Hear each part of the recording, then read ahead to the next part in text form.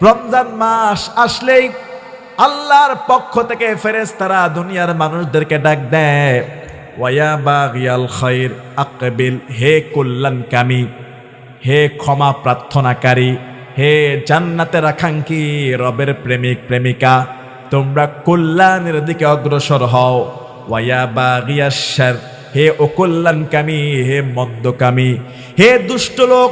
এখনো যারা রমজান আসার পর হুঁশ জ্ঞান ফিরে নাই, এখনো পাপাচারে লিপ্ত যে ব্যক্তি, প্রত্যেক দিন আল্লাহর পক্ষ থেকে ফেরেশতারা আহ্বান করে, আকসির, অন্যায়কারী থেমে যাও, অন্যায়কে থামায়া দাও, হে কল্যাণকামী ইবাদত বন্দিগিকারী, তোমার স্পিরিট বাড়ায়া দাও, বন্দিগির জোশ বাড়ায়া দাও, রমজান মাস চলছে। আর পাপাচারকে ডাক দিয়ে বলা হয়, তোমার পাপকে থামায়া দাও। ওয়ালিল্লাহি উতাকাউ মিনান নারি ওয়া যালিকা কুল্লা লাইলা, কেননা প্রত্যেক দিন রমজানের রাতের বেলা